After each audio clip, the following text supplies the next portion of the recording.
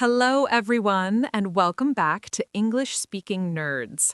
We are so thrilled that you're here with us today. I'm your host, Maya. And I'm John. This is the place where we break down real English, the kind that native speakers actually use in their everyday lives. Not stiff textbook language, but the natural, flowing conversations that happen between real people in real situations. And if you're enjoying what we do here and you want to keep improving your English, please hit that like button right now and subscribe to English Speaking Nerds. It genuinely means everything to us. Every single subscriber helps us keep making content like this, and we love being part of your English learning journey. We really do. We read your comments, we see your progress, and it motivates us more than you know. So please, if you haven't subscribed yet, do it right now. You'll be glad you did. Today's topic is something that connects all of us, no matter where in the world you're from. We're talking about daily habits, the things we do regularly, the routines we keep, the little rituals that shape our days. Talking about your daily habits in English. This is such a rich topic because habits are deeply personal. They reveal how we live, what we value, how we take care of ourselves, and how we structure our time. And when you know how to talk about your habits naturally in English, conversations just open up beautifully. Exactly. And here's something interesting. When you meet someone new, or when you're getting to know someone better, habits come up constantly. Do you work out? Are you a morning person? Do you cook at home? These are the questions that help people understand who you really are. So true. I think of it as what I call the habit window. Ooh, I like that. What do you mean by the habit window? The habit window is the idea that your daily habits give other people a window into your lifestyle, your personality, and your priorities. When someone shares that they wake up at 5 a.m. to meditate and run, you immediately get a sense of who they are. When someone tells you they stay up late binge-watching shows and sleep until noon, that's also a window into their world. Neither is better or worse, but habits tell a story about us. That's so beautifully put. And in English, there are really specific ways to talk about habits that sound natural versus ways that sound a bit unnatural or overly formal. Right. So let's start at the very beginning. What vocabulary do we use just to introduce the idea of a habit? Great starting point. The most common words and phrases are I usually, I tend to, I always, I never, I often, I sometimes, I rarely, I try to, I make it a point to, and I'm in the habit of. These are your building blocks. And the difference between some of those is subtle but important. I always means basically every time, no exceptions. I usually means most of the time, but not always. I tend to is a bit softer. It suggests a natural inclination without being absolute. That's a really important distinction. For example, saying, I tend to go to bed late sounds more natural and self-aware than just, I always go to bed late. The word tend has this quality of gentle honesty about it. I love that. And I try to is great because it shows effort and intention, not just automatic behavior. Like, I try to drink 8 glasses of water a day means it's a goal you're working toward, not something you perfectly achieve every single day. So honest. Okay, let's talk about morning habits, because mornings are where so many conversations about daily routines begin. How do people in English talk about their mornings? Morning habits are huge. People might say, I'm a morning person, or I'm definitely not a morning person. Those phrases alone open up so much conversation. Oh, for sure. What does it mean to be a morning person? A morning person is someone who naturally feels energetic and alert early in the day. They might say, I wake up early without an alarm. I love mornings. I'm most productive in the morning. I get so much done before 9 a.m. Or morning is my favorite time of day. They tend to associate morning with possibility and productivity. And the opposite, someone who is not a morning person, or what some people call a night owl. A night owl is someone who comes alive later in the day and stays up late. They might say, don't talk to me before my coffee. I hit snooze about 5 times every morning. I'm useless before 10 a.m. I do my best work at night. Or I could live on coffee and sandwiches. I relate to that deeply. Okay, so once someone's awake, how do they describe their morning routine? Morning routines are very popular to talk about, especially now. People might say, I have a whole morning routine, or my mornings are pretty chaotic. I keep my mornings simple. I need at least an hour before I feel human, or my morning sets the tone for my whole day. And what specific habits do people mention when describing mornings? So many. You'll hear things like, I make my bed first thing. I check my phone immediately, which I know I shouldn't. I meditate for 10 minutes. I do some stretching. I go for a walk. I make coffee before I do anything else. I journal. I listen to a podcast while I get ready. I read for half an hour.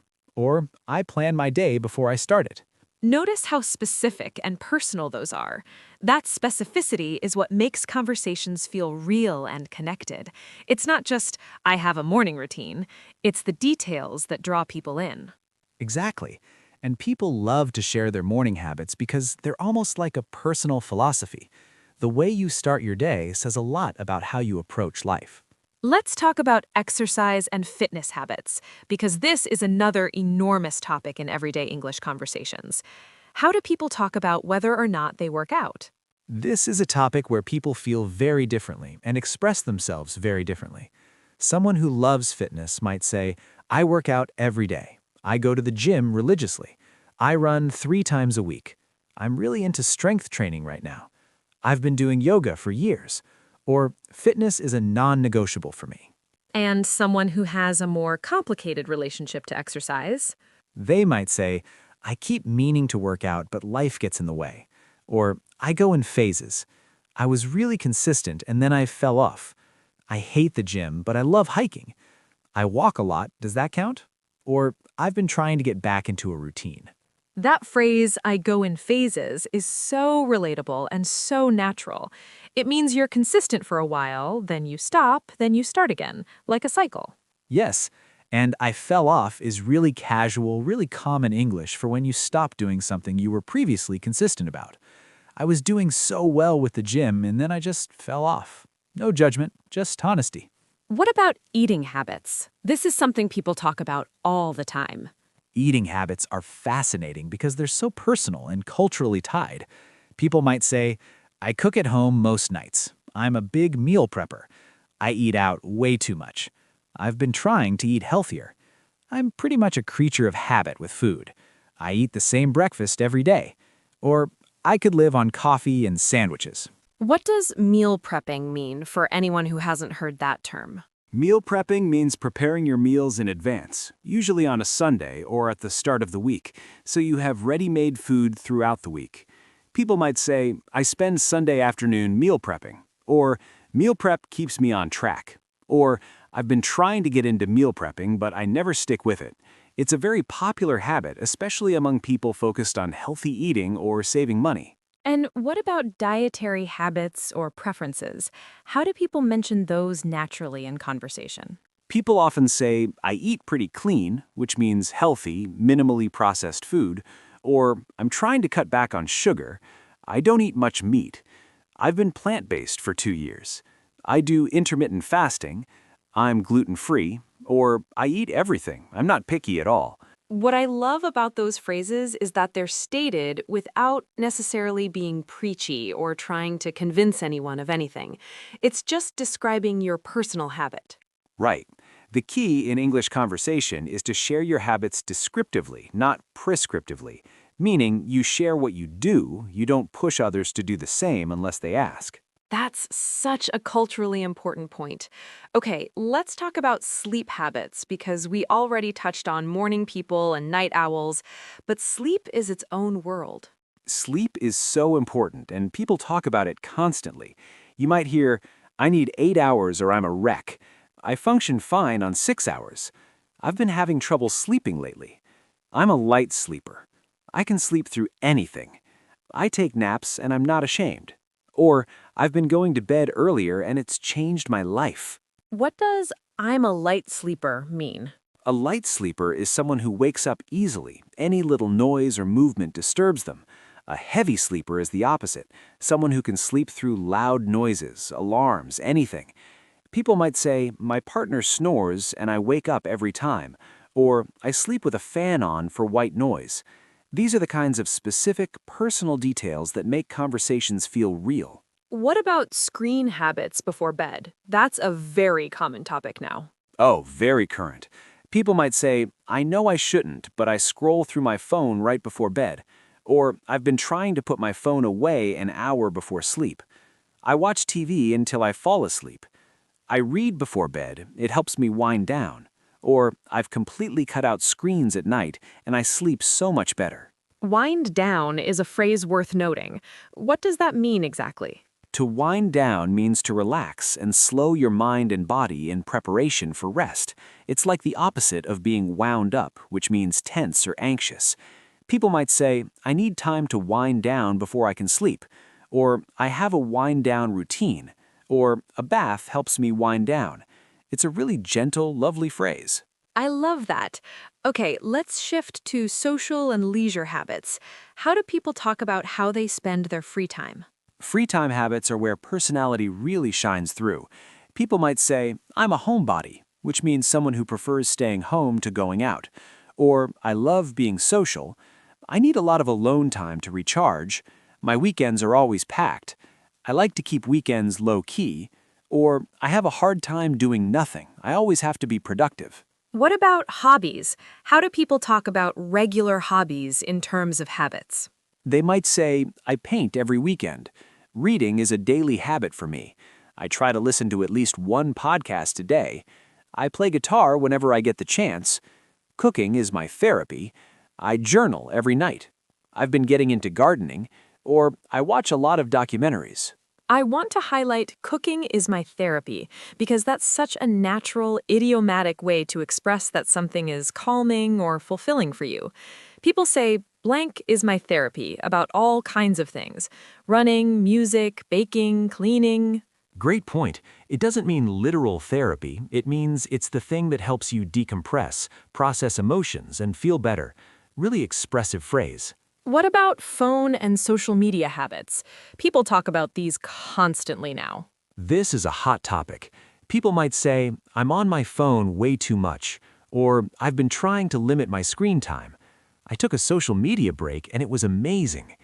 I check Instagram the moment I wake up. I've deleted certain apps because they were consuming too much of my time. I'm really trying to be more present and less on my phone. Or I only check social media once a day. What's the phrase people use when they're mindlessly scrolling through social media? Doom scrolling is a very popular phrase right now. It means scrolling through social media or news, often late at night, consuming mostly negative or stressful content without really meaning to. People might say, I caught myself doom scrolling again last night, or doom scrolling before bed is the worst habit I have. And the opposite when you're intentionally trying to step back from technology. People talk about digital detox, taking a break from screens and devices intentionally. Or they say, I've been trying to be more mindful about my phone use. Or I put my phone in another room at night. I turned off all my notifications. Or I set a screen time limit and it actually helps. Let's talk about work or study habits, since those are also daily habits that come up in conversation a lot. Work habits are really interesting to discuss because they're so individual. Some people might say, I work better with music on, or I need complete silence to focus. I'm a list person. I live and die by my to-do list. I work in bursts with breaks in between. I'm terrible at staying off my phone when I'm trying to work. Or I'm most productive in the morning, so I save my hardest tasks for then. What about studying habits for students or people learning new things like English? Students might say, I study better at night. I can't study at home. I need to be in a library or coffee shop. I use flashcards for everything. I learn better by writing things down. I need to take notes by hand, not on a computer. I watch videos to learn concepts, or I always study with background music. That phrase, I learn better by, is really useful. It shows self-awareness about your personal learning style. Exactly, and self-awareness about your habits is something native speakers express really naturally. Phrases like, I know myself, I need structure or I fall apart, or left to my own devices, I'll procrastinate endlessly, or I'm the kind of person who needs accountability. These phrases show you've reflected on how you work. Let's talk about health habits beyond exercise and eating. What about mental health habits? These are being talked about much more openly now.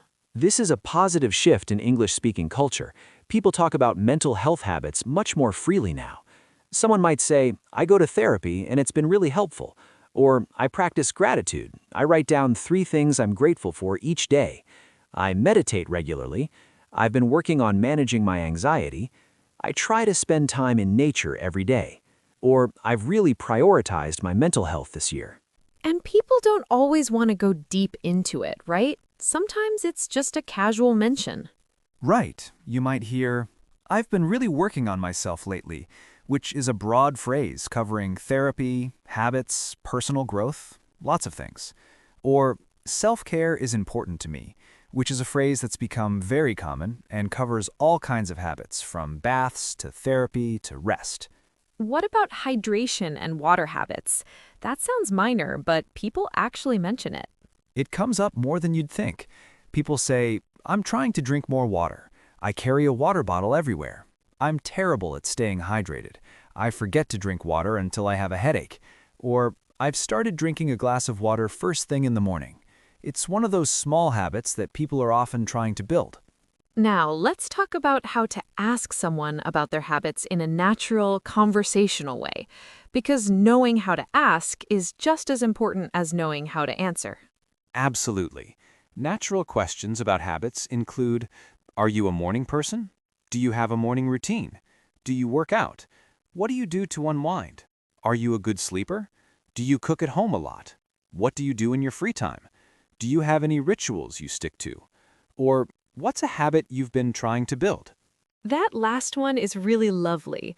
What's a habit you've been trying to build?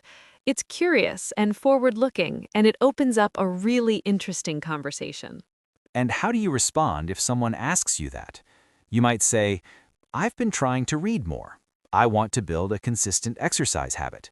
I'm working on waking up earlier. I've been trying to journal, but I'm not consistent yet. I want to meditate daily. I just keep forgetting. Or, honestly, drinking more water. It sounds simple, but I really struggle with it. There's so much honesty in those answers, and that honesty is what makes conversation feel genuine rather than performative. That's such a good word for it. Performative. Nobody wants to hear someone recite their perfect morning routine as if they're selling it. People connect over the messy, real, I'm trying but failing sometimes version of habits. Yes, the struggle is relatable, which brings us to talking about habits you're trying to break, because not all habit talk is about building good ones. Habits you're trying to break are just as conversational. People might say, I'm trying to cut back on caffeine. I've been trying to stop checking my phone first thing in the morning. I'm working on not eating late at night. I'm trying to stop procrastinating. I want to watch less TV. I've been trying to quit snacking when I'm stressed. Or, I'm really bad about staying up too late. The phrase, I'm really bad about, is so natural and self-deprecating. It's a great way to admit a bad habit without being too heavy about it. I'm really bad about leaving dishes in the sink, or I'm really bad about replying to messages. And the response from the other person is usually empathetic and relatable. They might say, oh, same here. I'm terrible at that too. I know exactly what you mean. Or, story of my life. Because most people have habits they're not proud of, and sharing them creates connection. Let's talk about how habit conversations naturally flow. What's the pattern? So someone might ask a simple question like, do you work out? You say, yeah, I try to go 3 times a week. They might say, oh nice, what do you do? You explain, they share their own experience, maybe they mention a habit they've been trying to build or break, and suddenly you're deep in a real conversation about health, time management, discipline, all from one little question about exercise. That's the beauty of habit conversations. They spiral outward. They connect to values, to identity, to how we want to live our lives. And for English learners, this is a golden zone because these conversations are every day. They're comfortable, and you can prepare vocabulary around your actual life. You know your habits. Now you just need the language to describe them. So let's give a few model examples. Say I'm meeting someone new and they ask, "So, how do you spend your mornings?" A natural answer might be, "Honestly, I'm not great in the morning. I tend to hit snooze a couple of times. But once I'm up, I always make coffee before I do anything else. That's non-negotiable. Then I usually try to check my to-do list and get a sense of what the day looks like." That's perfect. It's honest, specific, a little self-deprecating, and it ends with something positive. Very natural. And notice she used tend to, always, non-negotiable, and usually, all those habit words working together. And if someone then asked you about your morning, John? I might say, I'm a pretty early riser, which surprises people. I wake up around 6 without an alarm most days. I spend the first hour without my phone. I drink water, do some light stretching, maybe read for 20 minutes. I know it sounds intense, but it honestly sets me up for a better day. And then I might ask them, what about you? Are you a morning person? See how he ends with a question back? That's a key feature of natural English conversation. You share, and then you invite the other person to share too. It's a back and forth rhythm. The ping pong of conversation. You hit the ball, they hit it back, you keep it going. I love that. Now, one thing that can make habit conversations feel unnatural is going too long without inviting the other person in. Nobody wants to sit there while someone lists every single thing they do from 5 a.m. to midnight. So true. Share a few key habits, give some texture and detail, and then open it up. What about you? Do you have any similar habits? How do you handle mornings? Simple redirects that show you're genuinely interested in them, not just interested in talking about yourself. Let's talk about describing habits that are tied to specific times or conditions, because habits aren't always "I do this every day." Sometimes they're "I do this when." Yes, conditional habits. People say, when I'm stressed, I clean. Whenever I can't sleep, I read. If I'm feeling overwhelmed, I go for a walk. When I have a lot on my mind, I journal. Whenever I travel, I try to wake up early and explore before the crowds. Or if I have a free afternoon, I almost always end up baking something. Those are so vivid, and they reveal so much about a person's coping mechanisms and instincts.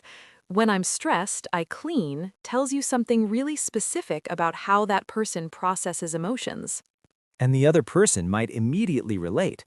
Oh my gosh, me too. Or, really? I'm the opposite. My space gets messier the more stressed I am. And now you have a real conversation. Let's quickly go over some phrases for talking about habits you've recently started versus ones you've had for a long time. For new habits, people might say, I've recently started, I've been getting into, I picked up this habit a few months ago, I just started doing, I've been trying something new, or it's a relatively new thing for me. And for long-standing habits? You might say, I've been doing this for years.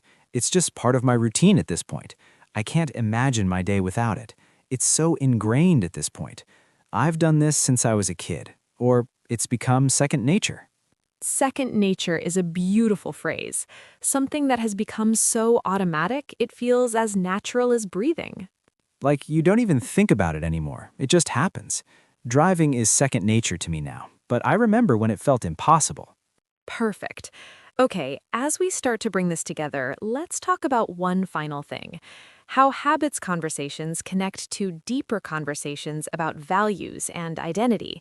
Because when you tell someone about your habits, you're really telling them about who you are. Completely. If someone tells you, I try to be off my phone by 9 p.m. every night, they're telling you something about how they value rest and presence. If someone says, I work out every single day no matter what, they're telling you about discipline and how central health is to their identity. If someone says, I make it a point to call my mom every Sunday, they're telling you something about family and connection. Habits are values made visible. That's such a powerful way to think about it. And in English conversation, being able to discuss these things naturally, honestly, with the right phrases, that's what takes you from learning English to actually connecting with people in English. There's a difference. A beautiful difference, and that's exactly what we're here to help you achieve. So we want to hear from you in the comments. What are one or two of your daily habits? Use some of the vocabulary from today. I tend to, I've recently started, I'm really bad about, it's second nature to me, and just share a little bit about your day. It's your safe space to practice. We'll read your comments, and we love hearing about your lives. It also helps us create content that's relevant to you. And if today's episode helped you, please give it a thumbs up. It takes 1 second, but it makes a huge difference for us. Please share this with someone who's learning English and wants to have more natural, confident conversations. This kind of everyday vocabulary is exactly what makes people feel at home in a language. Subscribe if you haven't, hit the bell icon so you never miss a new episode, and keep practicing every single day. That's the habit that will change everything for you. Until next time, stay curious, stay consistent, and remember, the small things you do every day are what shape the life you live. See you soon. Bye for now. Keep at it.